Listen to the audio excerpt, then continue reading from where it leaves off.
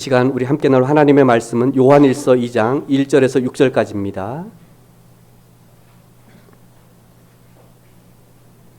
요한일서 2장 1절에서 6절까지입니다. 우리 함께 교독하시겠습니다. 제가 먼저 1절, 여러분이 2절, 그리고 6절은 우리 함께 읽겠습니다.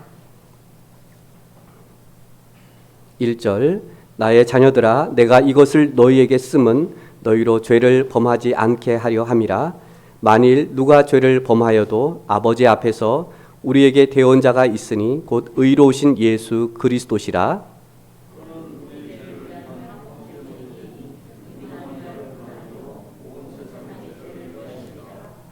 우리가 그의 계명을 지키면 이로써 우리가 그를 아는 줄로 알 것이요.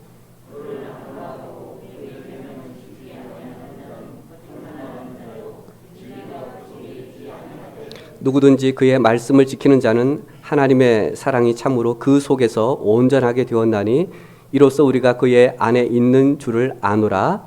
그의 안에 산다고 하는 자는 그가 행하시는 대로 자기도 행할지니라. 아멘. 이 이야기를 해야 될지 말아야 될지 어제 저녁을 먹으면서 제 아내와 그리고 둘째 딸하고 이렇게 이야기를 좀 했어요. 둘째 딸은 아빠의 그 리스크니까 굳이 그것을 이야기할 필요가 있을까 이렇게 얘기를 했어요. 아빠 그거 굳이 뭐 그 허물 드러내서 뭐 좋을 거 있어 이렇게 둘째 딸은 얘기를 하고요. 제 아내는 해도 된다고 이렇게 허락을 해서 제가 이야기를 하겠습니다. 어제 저녁에 수제비를 먹었어요. 이제 수제비를 먹으면서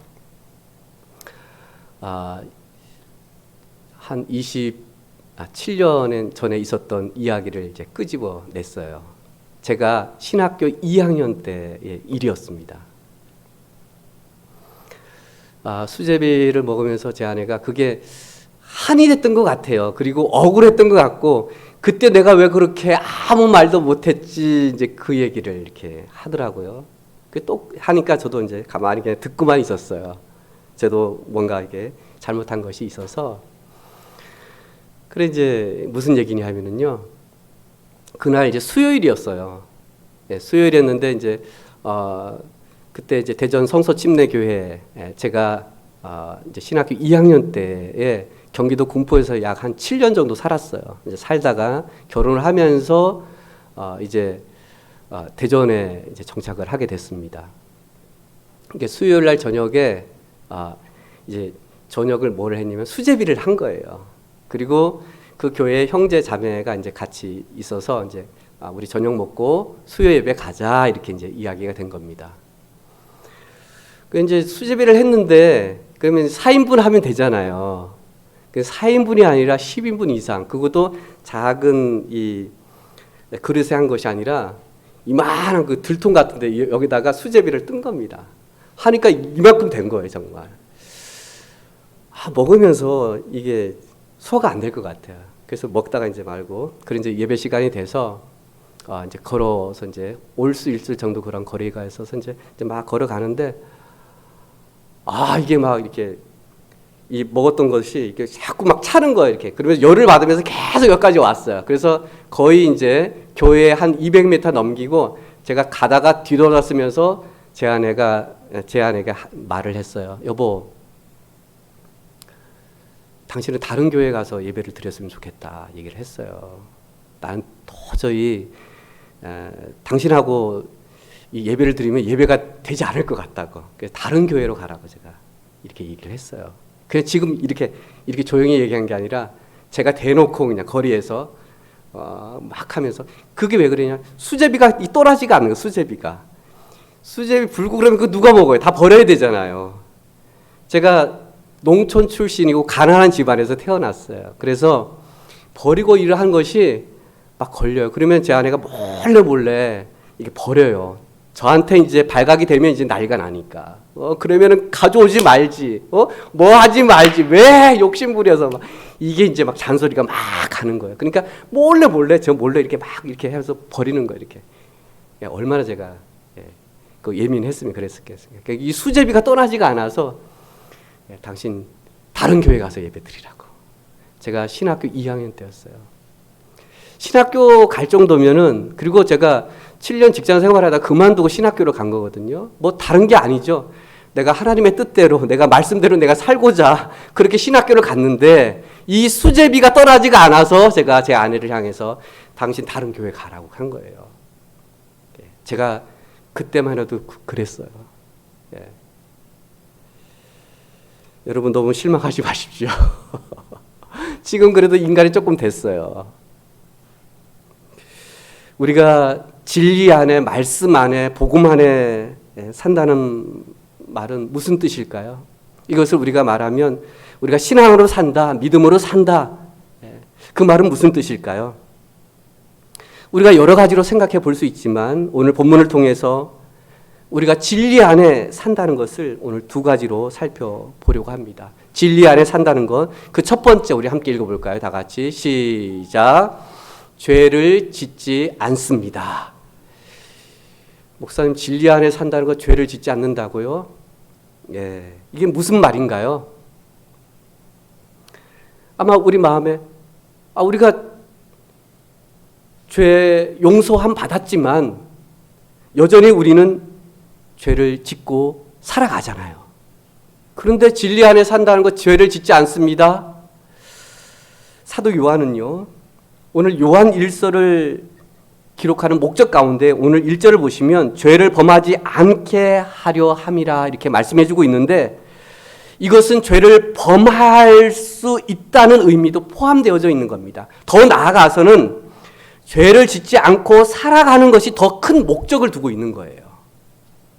우리가 진리 안에 산다는 것은 죄를 범하지만 죄를 짓지 않으려고 살아가는 것이 바로 진리 안에 산다는 것이 포함되어져 있습니다. 그렇지만 여전히 우리는 죄를 짓고 살아갈 수밖에 없다는 것이 문제입니다. 이를 위해 우리가 만약 죄를 범한다면, 죄를 짓지 말아야 되는데 죄를 범한다면 우리는 어떻게 해야 될까요? 오늘 본문에 의하면 죄를 고백해야 된다. 자백해야 된다. 이것은 바로 죄를 짓지 않기 위한 것입니다. 죄는 치료가 되어져야 되고요. 죄로부터 우리는 회복되어져야 합니다. 그래야만 우리가 죄를 짓지 않습니다. 그래서 우리는 죄를 고백해야 한다는 얘기예요. 다시 말씀드리면 죄를 고백하는 것이 우리가 진리 안에 산다는 얘기입니다. 그렇다고 해서 그냥 말로만 고백하고 자백하는 것이 아니라 정말 내가 고백하고 자백한 그 말대로 내가 살겠습니다. 그것이 바로 죄의 고백의 진정한 의미입니다. 그것이 바로 진리 안에 살아가는 겁니다. 코로나19로 확진되어졌을 때 처음에는요, 난리가 났잖아요. 그리고 그 경로를 다 이 핸드폰이나 이런 것을 통해서 다 공개를 했어요. 그렇죠? 그래서 나 어디에 뭐 식당에 어디 가게에 어디에 갔다, 그거 다 공개가 돼서 어떻게 해요? 그거 공개되면은 그때 뭐 그 가게는 사람도 가지도 않고, 뭐 그 통로가 어디 약국에 갔다 어디 갔다 그러면 그 약국도요 문 닫았고요 사람들이 오지 않았던 그런 때가 있었습니다. 무엇보다도 우리에게 이 코로나 이 확진은요 두려움의 대상이었어요. 그리고 실제적으로 사망자도 있었기 때문에 우리 마음에 더 두려움이 컸던 것 같습니다. 지금은 코로나 확진 수가 또 변이로 인해서 그 숫자는 지금 뭐 말할 수 없이 계속해서 급증하고 있습니다. 이제는 나라 정부에서도 방역당국에서도 어떻게 할 수가 없어요. 전에는 막 뭐 해서 전화하고 뭐하고 보건소에서 막 나오고 했잖아요. 지금은 그러지도 않습니다. 너무 많으니까. 이제는 알아서 여러분이 검사하고 알아서 병원 가고 쉬고 자가 격리하십시오 이렇게 얘기를 합니다. 전에 같았지만 확진자 있으면은 뭐 거기에 가까운 사람이 있으면 전화하고 그 사람도 가서 받고 막 그랬잖아요. 예. 지금은 어떻게 그냥 당신 그랬어? 그냥 그 정도예요. 그런 다음에 뭐야? 알아서 하라는. 너무 많으니까 지금은. 그런데 내가 확진되어졌으면 그래도 누군가가 시키지 않아도 우리는 어떻게 해요? 전화하거나 가서 병원 가서 검사하거나 그리고 자가격리를 지금 하고 있습니다. 그것은 나 자신의 건강을 지키는 것뿐만 아니라 내 이웃의 건강도 지키기 때문에 그렇습니다. 죄를 모르는 사람 아마 없을 겁니다.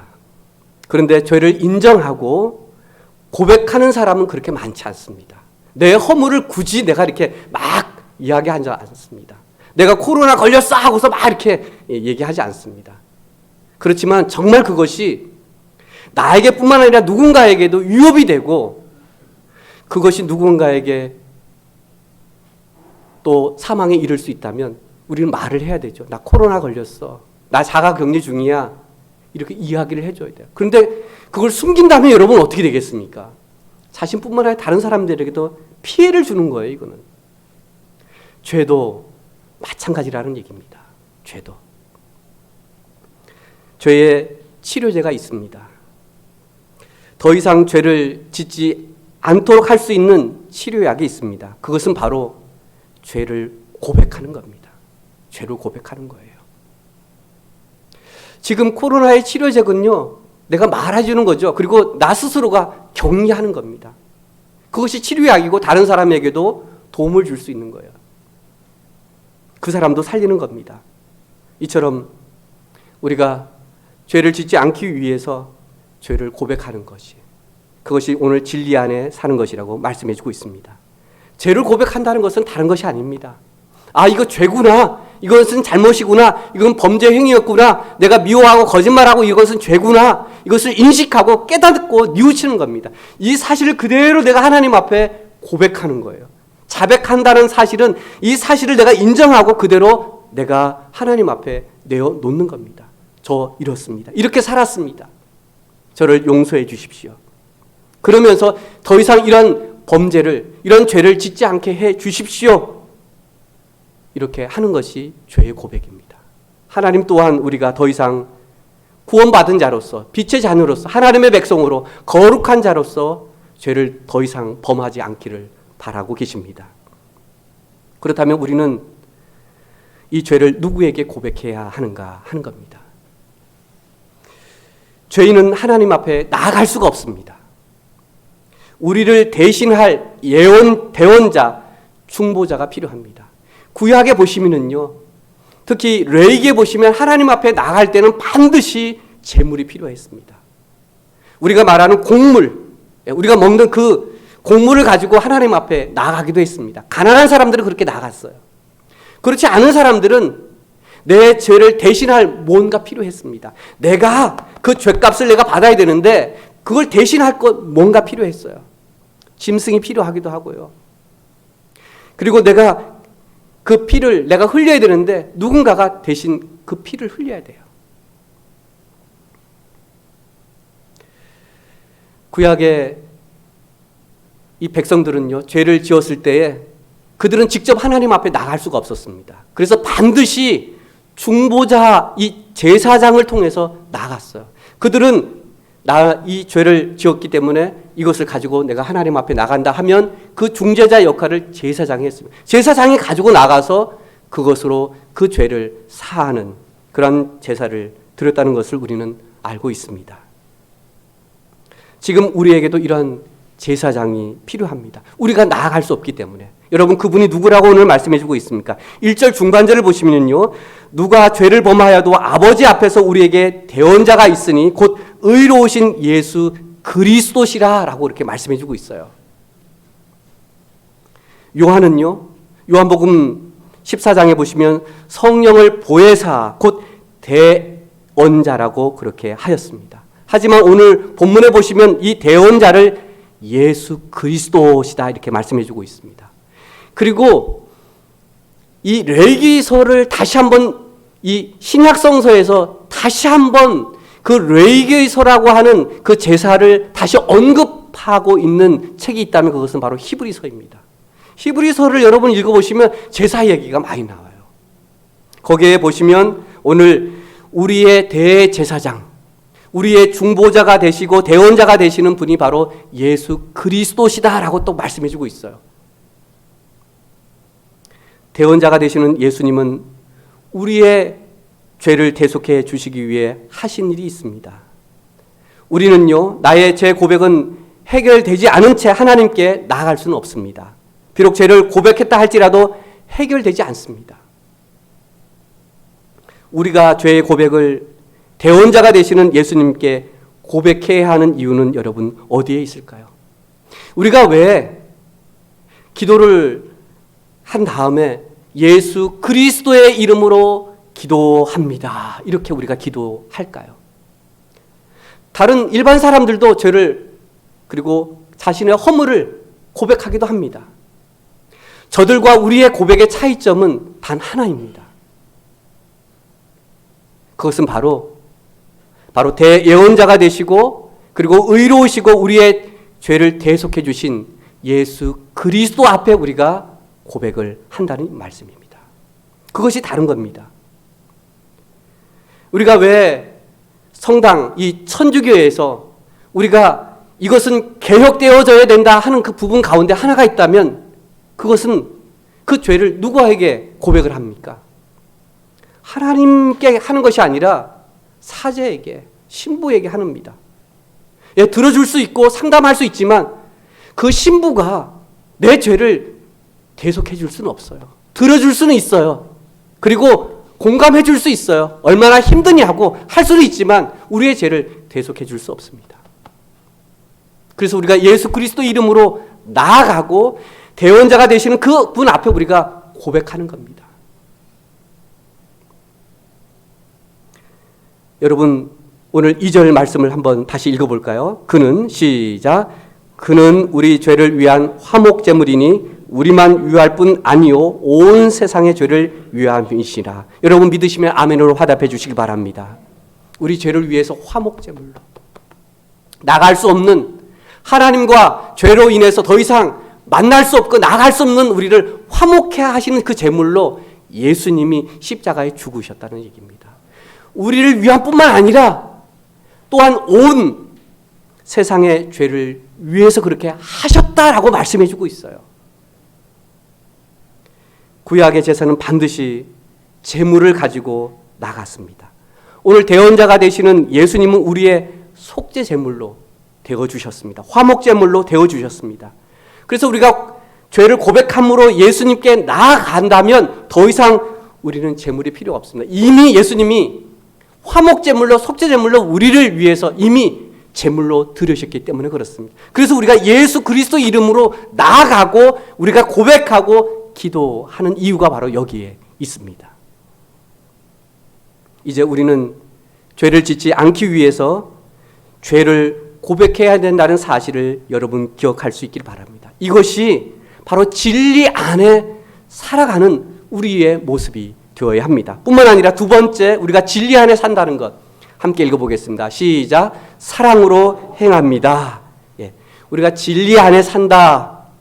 예, 그 증거는 오늘 계명을 지키는 데 있다라고 말씀해주고 있어요.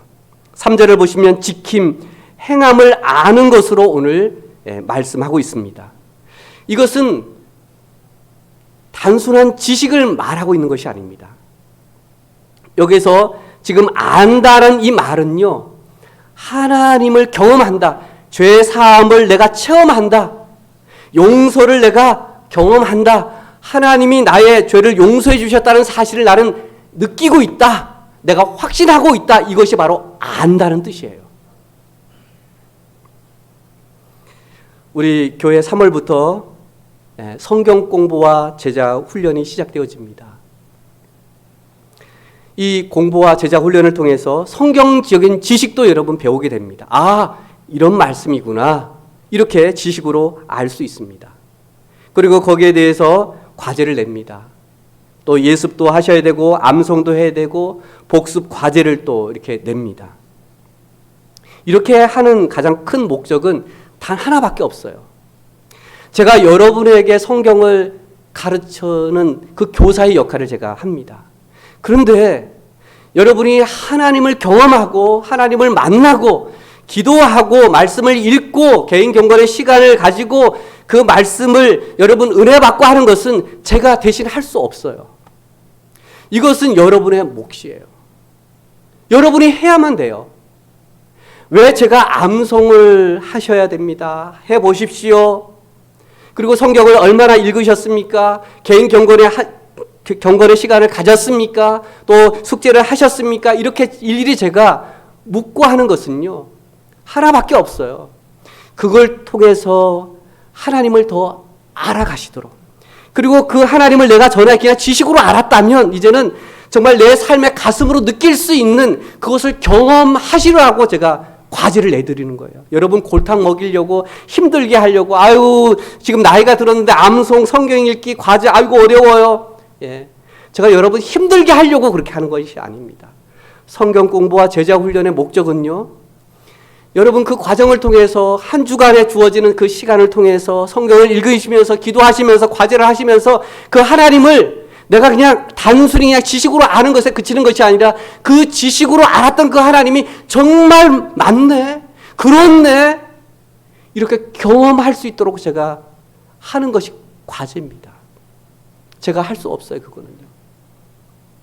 기도하시라고 제가 말씀드리지만 여러분이 기도하시고 기도하시면서 거기서 하나님의 응답을 받고 또 하나님이 정말 내 기도를 이렇게 인도해 주셨구나 경험할 수 있는 것은 여러분의 몫이라는 사실입니다.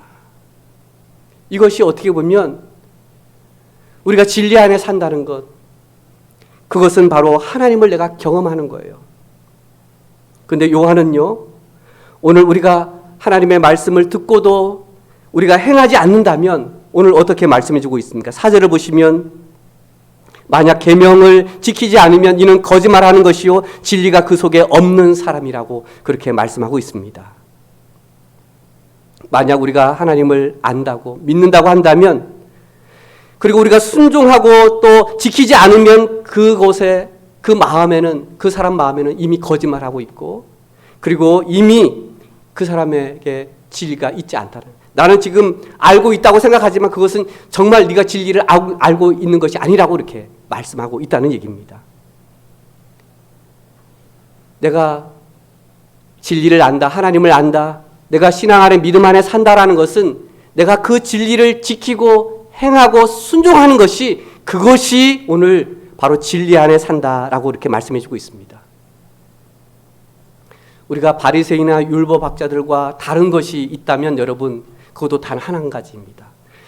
율법학자나 바리새인들은요, 의무적으로 너희들을 해라 하지 말라라는 것을 모세 오경을 통해서 무려 600가지가 넘는 그것을 가지고서 날마다 너 했어 안 했어 하면은, 못하면은 넌 죄를 범했어, 너는 율법을 어긴 자야, 이렇게 정죄했어요.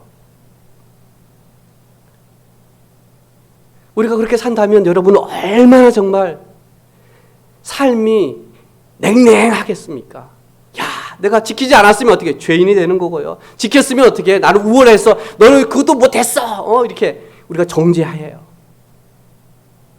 그런데 우리가 진리 안에 산다는 것은요, 우리가 하나님의 말씀에 순종하고 따라 산다는 것은요, 그런 강압지고 의무적이고 행위적인 그것을 떠나서 우리는 오늘 우리가 진정 죄를 고백하고 나의 죄를 용서해 주시는 그 하나님의 그 사랑을 우리가 안다면, 우리가 하지 말아라, 해라 하지 않아도 내가 하나님을 사랑하는 그 마음이 생긴다면 우리는 그 진리 안에 살 수밖에 없죠. 내가 사랑한다면 그 사람에 맞춰서 우리가 살아가잖아요.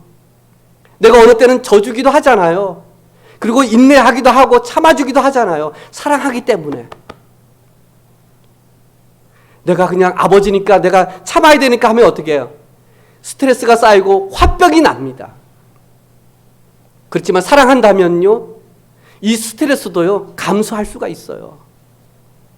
그 강압적이고 억압적인 일 모두도 풀릴 수가 있습니다. 그렇지만 그것이 꽉꽉 눌려졌을 때에 의무적이고 내가 해야 된다면은 얼마나 신앙생활의 믿음 생활이 얼마나 힘들겠어요. 아이고 오늘 기도 못했는데, 오늘 예배 못 드렸는데, 뭐 못했는데, 그것 때문에 아이고 내가 또 하나님 앞에 내가 또 뭐 내가 혼날 거 없을까, 내가 또 하나님 앞에 내가 또 벌 받진 않을까, 막 이런 두려움 가운데 산다면 얼마나 힘들겠어요. 우리 자녀들은요 압니다. 내가 못하고 내가 잘못해도요 엄마 아빠가 나를 다 용서해 준다는 거 알잖아요. 나를 사랑한다는 거. 그러니까 아이들은요 어떻게 해요? 막 눈물 뚝뚝뚝 흘리고 어떻게 해요? 괜찮아, 다 용서했어, 내가 사랑해. 그러면 어떻게 해? 확 하면서 엄마 하면서 어떻게 해? 막 언제 애가 이렇게 눈물 뚝뚝 흘렸다 할 정도로 확 변하잖아요. 엄마가 아빠가 나 사랑해주고 나를 용서해줬다는 걸 알기 때문에, 확신하기 때문에 막 눈물, 그냥 닭똥 눈물 막 흘리고 막 엄마 막 하면서 다음부터 안 그럴게, 용서해줄게 그러면 어떻게 막 뒤돌아서 저 여자가 언제 또 눈물 흘리고 언제 또 저거 했어. 예. 사랑하는 거 아는 게 때문에. 5절과 6절을 한번 보실까요? 우리가 죄를 고백할 때에, 우리가 진리 안에 살 때에 우리에게 무엇이 있는지 5절 6절을 읽어보면, 누구든지, 시작, 누구든지 그의 말씀을 지키는 자는 하나님의 사랑이 참으로 그 속에서 온전하게 되었나니 이로써 우리가 그의 안에 있는 줄을 아노라. 그의 안에 산다는 거 하는 자는 그가 행하시는 대로 자기도 행할지니라. 누구든지 말씀을 지키는 자는 하나님의 사랑이 참으로 그 속에 온전하게 되었나니. 그 말씀을 지키는 사람은 이미 하나님의 사랑이 참으로 그 속에서 온전하게 되었다. 그 사람이 그 마음에 그 사랑으로 이렇게 가득 찼다는 얘기입니다. 이것은 우리가 말씀을 지킬 때에, 또 순종할 때에 이 하나님의 사랑을 우리가 느끼고 경험할 수 있다는 얘기예요. 우리가 지식적으로만 그냥 교회 오래 다닌다고 해서 그 하나님의 사랑을 경험하는 것이 아니라, 우리가 정말 하나님이 살아계시구나, 하나님이 나를 정말 사랑하구나 라는 것을 우리가 경험할 수 있는 것은요, 하나밖에 없어요. 그 말씀대로 우리가 살아가 보는 거예요. 그렇게 해보는 겁니다. 그렇게 할 때 정말 하나님이 나를 사랑하시구나, 이렇게. 제 둘째 형님이 이제 세 딸을 두었어요. 이제 막내가 이제 함께 살고 있는데요. 이제 첫째, 둘째는 결혼해서 이제 가정을 이루고 사는데, 이제 막내가 이게 어릴 때에는 뭐 부모님이 가자 하면 가잖아요. 그래도 그냥 끌고 가잖아. 그러면 어떻게 그냥 따라와요. 뭐 어떻게 할 수가 없으니까.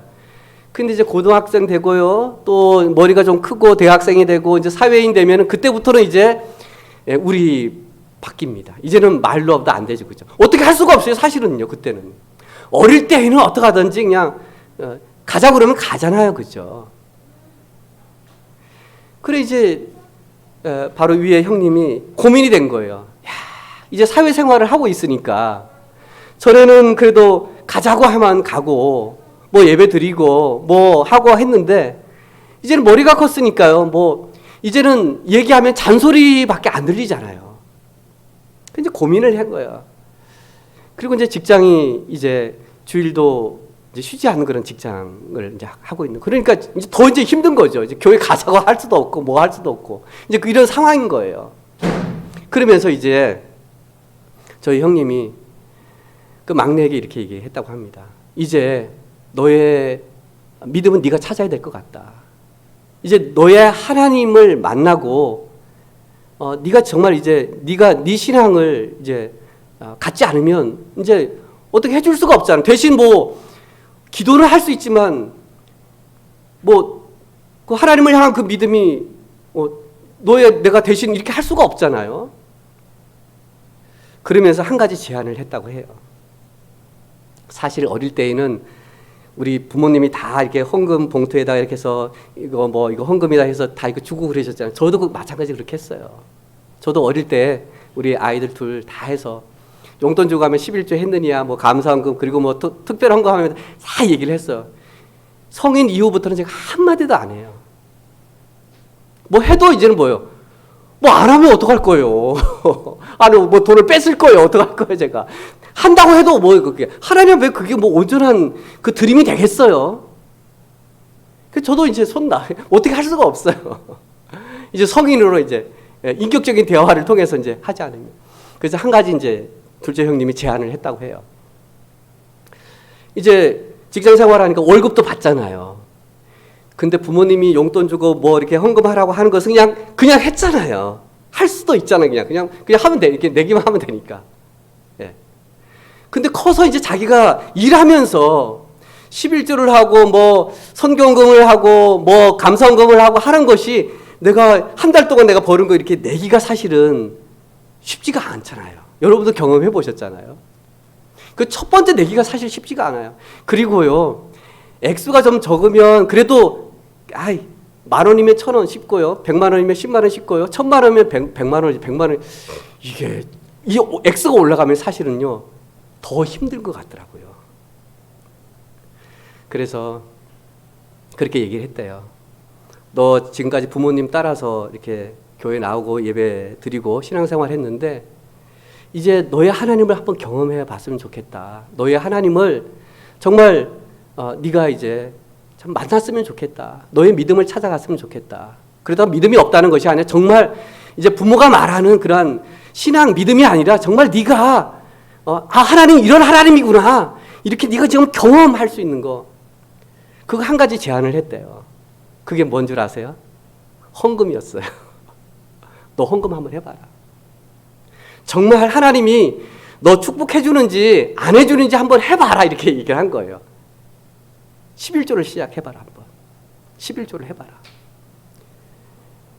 구약에도 보면은요, 이스라엘 백성들이 포로 이후에 돌아와서 유대 예루살렘은 황폐화되었잖아요. 자신들이 살아갈 집도 없었어요. 더군다나 성전도 다 무너졌잖아요.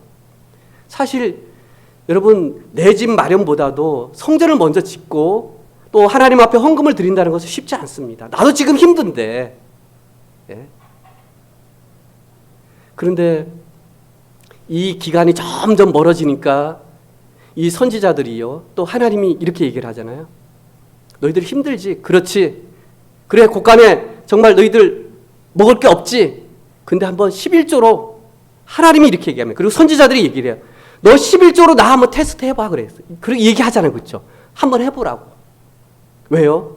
내가 너 없는 가운데, 가난한 가운데에 드리는 그 11조를 내가 어떻게 하는지, 네 곳간이 더 정말 더 비게 하는지, 더 채워주는지 한번 나를 테스트해봐. 그렇게 이야기를 합니다. 사실은요. 이 말씀을 가지고 저희 형님도 막내 딸에게 그렇게 얘기를 한 거예요. 한번 해봐라 너. 너 한번 경험해봐라. 하나님이 정말 네가 드리는 그 이상으로 하나님이 어떻게 하시는지 한번 너 경험 한번 해봐라. 그렇게 이야기를 한 거예요. 우리가 하나님의 사랑을 언제 느끼고 하나님이 나와 함께 하시고 정말 하나님이 살아계신다는 것을 언제 우리가 알 수 있냐면요, 한번 해보는 거예요. 해보는 겁니다. 그냥 하나님이 그렇게 하시라고 하니까 제가 한번 해보겠습니다. 해보겠습니다. 한번 해보겠습니다. 우리도 그러잖아요. 야, 너 고민하지 말고. 너무 고민하면은요 아무 일도 못합니다. 너 고민했어? 그 다음 몸으로 부닥쳐봐. 그러면 네가 정말 해야 할 것이 무엇인지, 네가 정말 원하는 것이 무엇인지 네가 알게 될 거야. 이런 말도 우리가 하잖아요. 한번 해보라고. 이처럼 우리도 하나님이 정말 나를 사랑하는지, 정말 하나님이 나와 함께 하시는지 여러분도 한번 해보십시오. 그래, 하나님이 이렇게 하셨잖아요. 예, 해보겠습니다. 그냥 몸으로 그냥 부닥쳐 보는 거예요. 너무 생각하시면 안 돼요. 이렇게 하면 될까 안 될까 너무 고민하셔도 안 돼. 염려하셔도 안 돼. 그냥 해버리는 거예요. 그냥 한번 그냥 몸으로 그냥 부닥쳐 보는 거예요. 그래, 뭐 이거 내가 한다고 해서 내가 이렇게 한다고 해서 죽는 것도 아니고 내가 뭐 굶어 죽는 것도 아니고 뭐도 아니고 해보는 거니까 그냥 한번 해보세요. 그냥 해보는 겁니다. 이것이 우리에게 필요합니다. 더군다나 지금 이 어려운 때에 한번 그렇게 해보는 거예요. 진리 안에 산다는 것은 바로 하나님의 사랑으로 행하는 겁니다. 오늘 하나님의 그 사랑은 바로 진리 안에 우리가 지켰을 때에 그 하나님의 사랑이 있고 그 하나님의 사랑이 온전해져서 그 사랑으로 우리가 행하게 된다는 말씀입니다. 하나님은요, 이 사랑에 대해서 두 가지로 우리에게 얘기해 주고 있는데요. 요한복음 3장 16절과 또 요한복음 14장 21절을 보시면 하나님이 세상을 이처럼 사랑하사 이렇게 말씀해 주고 있어요. 하나님이 우리를 먼저 사랑하셨어요. 그 사랑하신 것은요, 딱 하나밖에 없죠. 그렇죠? 그것은 뭐냐 하면은 우리를 죄로 사망에 멸망하지 않게 하기 위해서, 우리에게 생명을 주시기 위해서 우리를 사랑하셨어요. 그것이 하나예요. 목적이 그겁니다. 우리를 사랑한 것은 너 지옥으로 가지 않기 위해서 내가 너 사랑하고 있는 거야. 그리고 하나님은 우리가 하나님을 어떻게 사랑하는지 요한복음 14장 21절에서 말씀해 주고 있어요. 우리 그거 한번 읽어볼까요? 나의 계명을 시작. 나의 계명을 지키는 자라야 나를 사랑하는 자니 나를 사랑하는 자는 내 아버지께 사랑을 받을 것이요 나도 그를 사랑하여 그에게 나를 나타내리라. 우리가 하나님을 사랑한다는 것은 무엇으로 우리가 나타날 수 있을까요? 지키는 거예요. 그냥 해보는 겁니다. 믿고 순종하고 따르는 것이 바로 하나님을 사랑하는 것이죠. 말로만 우리가 하나님을 사랑한다는 것이 아니라 그 말씀하신 대로 내가 그냥 적용하고 실천하고 이럴 때 이렇게 하라고 했지 하는 것이 바로 하나님을 사랑하는 나의 표현이에요.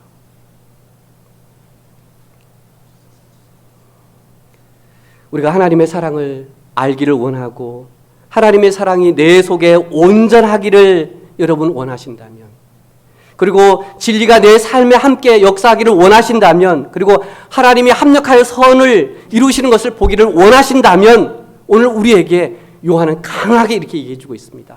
한번 하나님의 말씀에 따라와라. 지켜봐라. 순종해봐라. 그러면 하나님께서 어떻게 하실지 너희들이 경험하게 될 것이다. 우리가 익히 잘 알고 그리고 여러분도 들어보셨던 이 말씀이 있습니다. 로마서 8장입니다. 로마서 8장에 보시면은요, 우리가 알거니와 하나님을 사랑하는 자, 곧 그의 뜻대로 부르심을 입은 자들에게는 모든 것이 합력하여 선을 이루느니라. 이 합력하여 선을 이룬다는 이 말은요, 다른 번역에 보면은 결국 모든 일이 유익하게 된다는 일입니다. 그것이 결과적으로 29절에 보시면 그 아들의 형상을 본받게 하기 위하여라고 말씀해 주고 있어요. 이 말씀은요, 결과적으로 우리가 하나님의 말씀에 따라 살아갔을 때에, 진리대로 우리가 순종했을 때에 결과적으로 하나님은 여러 악한 가운데에서도 그것을 다 하나님이 될 수 있도록, 그것이 이루어질 수 있도록 하나님이 합력하여 이 선을 이루어 주신다는 사실을 여러분 믿으시길 바랍니다. 그것을 통해서 우리는 하나님이 살아계시구나, 그리고 우리의 모습은 예수님을 닮아가는 형상으로 변하게 될 것이다. 그 형상 가운데 하나가 하나님을 사랑하는 그 마음으로 우리도 사랑하게 될 것이라는 말씀입니다. 다른 것이 없습니다. 내가 주님을 닮아가기를 원합니다. 그렇다면 내가 이렇게 저렇게 생각해보고 이런 조건 저런 조건 이런 환경들 따질 수 있어요. 그리고 안 될 수도 있어요. 그렇지만 이런 조건에서도 내가 하나님의 말씀에 순종한다면, 내가 이 일에 내가 따른다면 하나님은 이 모든 조건에서도 합력하여 선을 이루어 주신다는 그 말씀을 믿고, 그리고 나를 하나님이 인도해 주실 것이라는 그 믿음을 가지고 나아가는 것, 이것이 바로 주님을 닮아가는 우리의 모습이 될 수 있다, 그렇게 말씀하고 있습니다. 어느 부부 사이가 좋지 않았어요. 그리고 가정의 어려운 일로 전에 경험하지 못했던 하나님의 그 사랑과 은혜를 알게 되었다고 고백을 했습니다. 전에는 하나님을 이렇게 알았는데 이 어려움을 통해서 오히려 하나님의 사랑을 알게 되었다고 이야기를 했습니다. 그러면서요, 내가 그렇게 허물 많이 이렇게 보였고 그렇게 싫고 미워했던 그 남편이요, 사랑해지더라고요. 그리고 용서가 되고요, 그 허물을 덮게 되더라고, 이렇게 말씀을 하시더라고요. 결과적으로 우리가 좋은 환경 속에서도 하나님의 합력하여 선을 이루시지만, 그렇지 않은 조건 속에서도 하나님은 합력하여 선을 이루어서 하나님의 사랑을 우리가 경험하게 되는 겁니다. 그 경험이요, 내가 싫어하고 멀리하고 말하기 싫고 보기 싫었던 그 사람이 사랑해지게 되더라는 얘기예요. 내가 전에는 그렇게 노력하고 애써보려고 했는데 안 되었는데, 오히려 내가 하나님의 말씀을, 내가 그 사랑을 경험하게 될 때 나도 모르게 저 사람을 그냥 수용하게 되고 공감하게 되고, 나도 그 처지에 있으면 저렇지, 이렇게 받아들여지게 되더라는 얘기예요.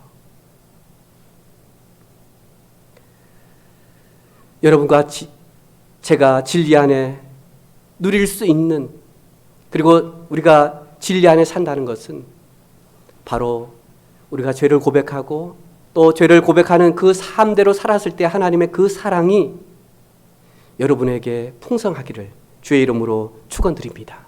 기도하겠습니다.